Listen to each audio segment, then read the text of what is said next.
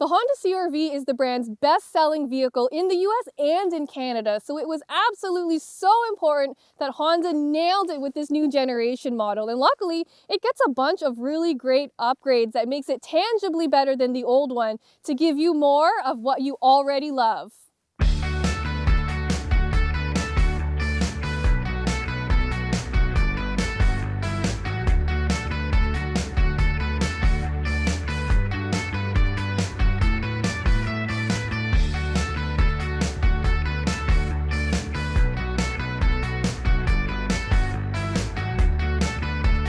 Expert car reviews, don't forget to share our channel and subscribe so you can catch some of this and maybe even a little of that.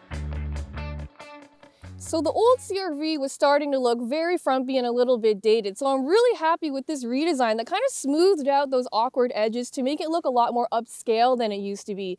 And someone actually told me that this reminds them of a Mazda CX-5, which I think is a great compliment because that is a very stylish crossover. This Honda I don't think is the most stylish out there, but I do like how it is quietly confident. And the story's pretty good back here too. I'm a very big fan of how much room there is back here. So this front seat is all the way back in the rails, meaning someone who's over 6 feet tall can sit up there, and I still have tons of leg room, which is awesome. I'm also really happy to see that there's heated rear seats back here, but there are no USB ports, which is kind of a miss.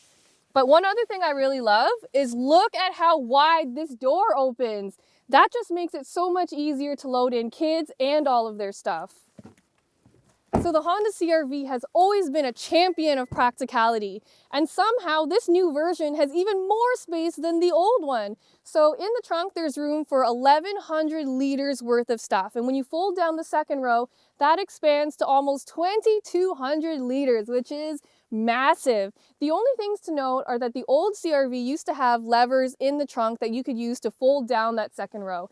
This one doesn't have that, which is kind of a bummer, so you have to walk around to each side and use the levers on the seat backs to fold the seats down. And then once the seats are folded down, there's a little bit of a lump in the load floor, so it's harder to put things in and take things out. So in general, I think the CR-V really nails the practicality part, but there's a couple things they could have fixed here and there to make it even better. So inside, it is a huge improvement over the last CR-V. It is much more stylish in here than it used to be, and it will look very familiar if you've seen a Honda Civic before, and that's a good thing because that Civic has one of the best interiors in its class. And honestly, this interior is probably one of the most user-friendly ones I have ever experienced. There's a really great mix of actual buttons and knobs that are really nice and clicky. Everything is clearly labeled. There's no mystery buttons. Everything is exactly where you think it should be. And I think that's such an important quality in a car like this. The other thing I really love is all the interesting trims and materials they use. So I love this honeycomb mesh on the dashboard. It looks really neat. There's some really interesting textured plastic on the dashboard, and I know it's plastic, but I do like the fact that it's textured because it hides dust a bit better. And in terms of features, this EXL model is second from the top, and it has basically everything that you could want. So it has wireless Android Auto and Apple CarPlay. In lower models, you do have to plug it in, so just keep that in mind. And basically, I really love how well integrated it is too. So if you're using Google Maps, you can pull up your navigation instructions in the gauge cluster, which is really cool, and I really like to see how well they've integrated it. The other thing I really love about this interior is how practical it is. Again, the CR-V is just really, really good at being very practical. You know, inside, there are tons of places to store stuff. There's trays here, cup holders, deep door pockets. This center console is also enormous, and so it's just really good at that practicality aspect. One thing I don't like is the reverse camera. So I don't like how it distorts everything. It's usable, but it's not one of the best ones out there, especially because a lot of other vehicles nowadays have full 360 top-down ones that make parking way easier than it is in this CR-V. One of the other really great improvements in this new generation CR-V is the infotainment interface. So yes, I know that the graphics aren't the most fresh and up to date, but again, everything is exactly where you need it to be. The menus all make sense, and it has a really great row of shortcuts, so you never have to dig too deep for what you're looking for, which is so important when you're on the move and you need to get something done. And because this is the EXL model trim, so it's second from the top, it gets a couple upgrades that the other ones don't have, mainly this larger touchscreen, and it has a wireless phone charger too. So now that we're on the road, I can tell you all about the driving dynamics for the new CR-V. So it's powered by a 1.5 liter turbocharged 4-cylinder engine. It's a carryover from the last generation model. It has 190 horsepower and 179 pound-feet of torque. All-wheel drive is of course standard in this model, but you can get a front-wheel drive version for less money. And it is hooked up to a continuously variable transmission, or a CVT. And one of my complaints about the previous CR-V is that the CVT was just slow to respond and very noisy. And unfortunately, that is still the case. So around town, it's mostly fine, but when you're on the highway and you're trying to pass someone, it is just so slow to respond. And it sounds like the way I sound when I don't want to get up in the morning. And I don't know if you can hear it in the mic, but it basically sounds like,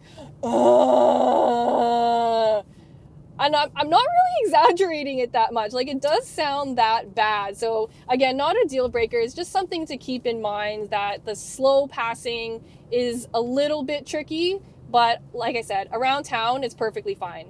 But besides that slow and whiny CVT, the rest of the driving experience is actually pretty good. I think the steering is a highlight. It's nice and heavy.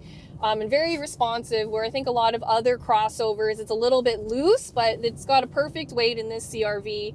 It corners nicely, not too much body roll, and in general, just really easy to live with. And one thing I really love is that Honda kind of recalibrated its safety systems, so they're not as sensitive as they used to be. So in the old CR-V, it would always think that I'm gonna get into a collision, and it would always warn me, brake, stop. And it was so annoying that I just turned it off, which defeats the whole purpose of it even existing. So I'm happy to report that in this new model, those sensors are a lot less sensitive. So it's not annoying. You can keep the system on and it works perfectly as it should. So this CR-V is officially rated to get a combined 8.4 liters per 100 kilometers. I've put about 800 kilometers on the clock so far, and I've been getting 9 liters per 100 kilometers, which is a little bit disappointing considering that I've been driving mostly on the highway. So I expected the readout to be a lot closer to the 7.6. Okay, so speaking of those sensors, the one that they didn't quite recalibrate as well as I would hope is the lane departure warning. So what you just heard was the warning for lane departure. And what's crazy about that is that I wasn't even crossing the line. So I'm not quite sure what happened there. But the rest of the stuff works really well. So it's kind of funny that that popped up now. So after that rude interruption, I can continue telling you about the fuel economy. So I've put about 800 kilometers on this thing, and the readout shows me that I've been consuming 9 liters per 100 kilometers, which is a lot higher than I've been expecting because I've been driving mostly highway. So I expected that readout to be closer to the 7.6 liter per 100 kilometer highway rating. And yes, it's been cold out, and yes, I'm on winter tires, but I still expected it to be a bit more fuel efficient.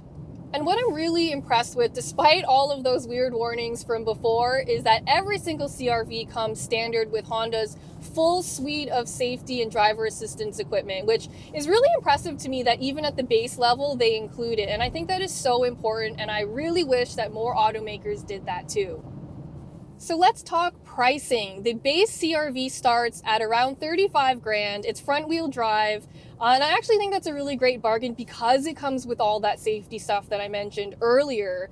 The one I'm driving is the EXL, which is the second from the top, which goes for about 45 grand.